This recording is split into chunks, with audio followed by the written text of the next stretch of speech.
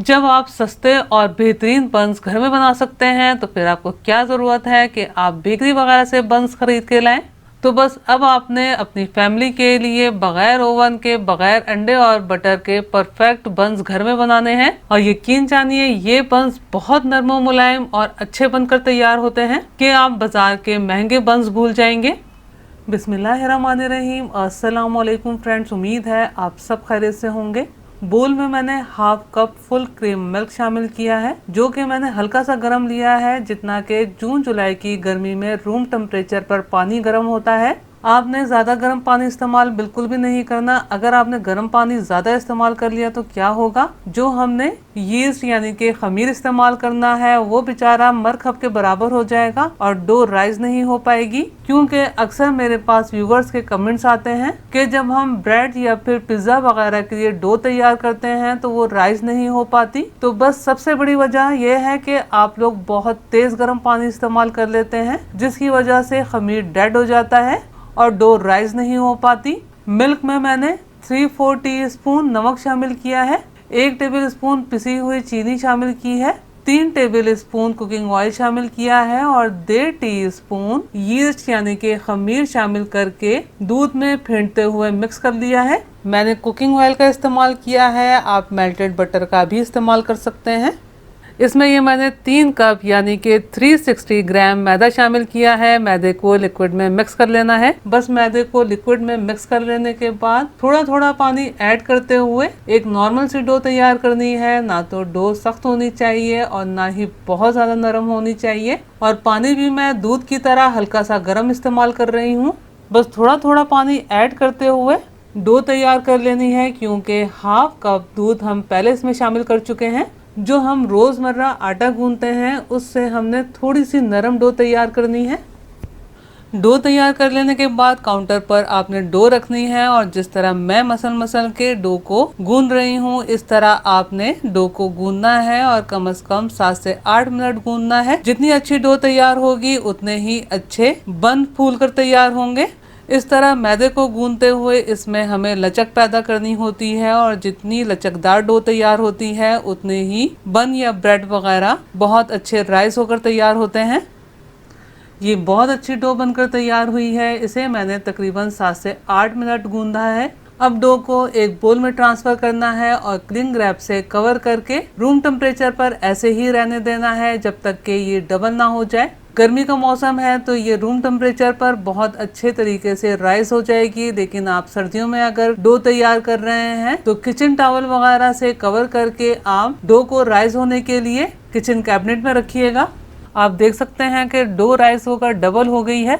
Dough को rice होने में तकरीबन 25 से 30 मिनट लगे हैं, लेकिन सर्दियों में आपको डो राइस करने में 1 घंटा भी लग सकता है। अब डो को पंच डाउन करना है ताकि इसमें मौजूद एयर रिलीज हो जाए। अब इस डो के हमने 9 अदद बन बनाने हैं, तो हमने कोशिश करनी है कि बन सेम साइज के बने। आप बन बनाने के लिए अंदाजे से भी पेड़े बना सकते हैं। यहाँ मैंने टोटल डो की मेजरमेंट कर ली है और टोटल डो की मेजरमेंट को 9 से डिवाइड कर लिया है, तो ये एक पेड़ा तकरीबन 70 ग्राम का बन रहा है।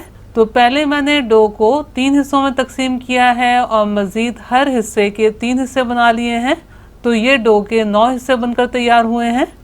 अब मैं हर हिस्से की मेजरमेंट 70 ग्राम में कर रही हूँ। ये किचन गैजेट बहुत सस्ते मिलते हैं और सिर्फ एक दफा का खर्चा है। एक दफा आप अगर इसे खरीद लेते हैं तो फिर ये सालों साल चलते हैं। ये मेजरिंग स्केल तकरीबन 3 साल पहले मैंने सिर्फ 450 का खरीदा था। इस डिजिटल स्केल से पहले मैं मैनुअल स्केल का इस्तेमाल करती थी। बहुत सी रेसिपीज ऐसी होती हैं, खासकर बेकिंग, जिसमें हमें मेजरमेंट का बहुत ख्याल रखना पड़ता है। अगर आप रेगुलर बेसिस पर कुकिंग या बेकिंग करती हैं तो ये डिजिटल स्केल आपके पास ज़रूर होना चाहिए। तमाम पेड़ों की मेजरमेंट कर लेने के बाद हर पीस को हमने थोड़ा फ्लैट करना है और इस तरह समेटकर एक छोटी सी बॉल बना लेनी है। बस तमाम पेड़े इसी तरह से तैयार कर लेने हैं और बेकिंग मोल्ड में तरतीब से रखते चले जाना है।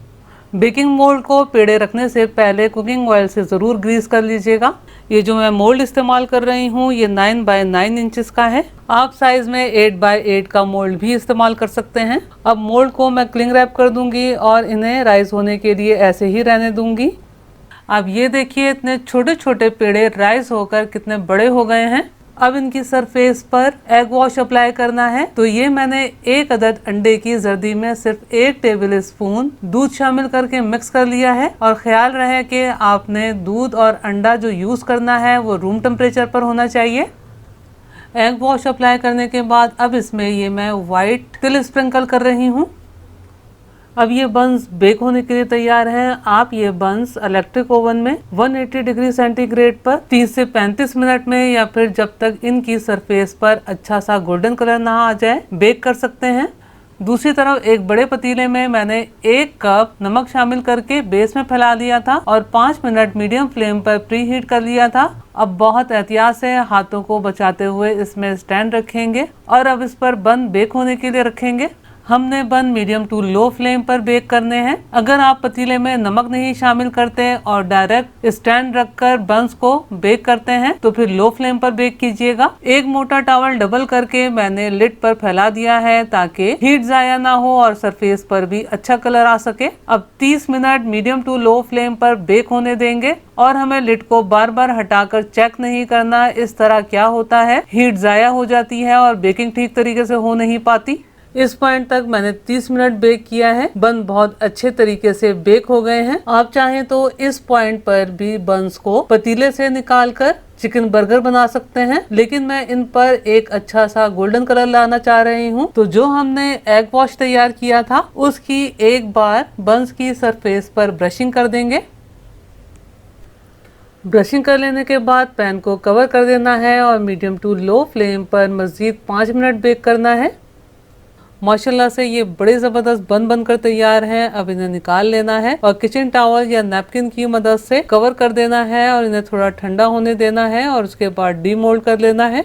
आप यकीन जानिए ये इतने अच्छे बनकर तैयार हुए हैं। अगर आप इनकी फिलिंग वगैरह ना भी तैयार करें तो रोजमर्रा इस्तेमाल के लिए इस तरह से बन तैयार कर सकते हैं। अब इन बंस को दरमियान में से कट कर लेना है। आप इन्हें इस तरह सिंपल बटर लगाकर भी चाय के साथ सर्व कर सकते हैं। ये होममेड बटर है। बटर बनाने का तरीका ऊपर आई बटन क्लिक करके या फिर डिस्क्रिप्शन बॉक्स में जरूर देख लीजिएगा। इन बंस के आप बन कबाब भी बना सकते हैं।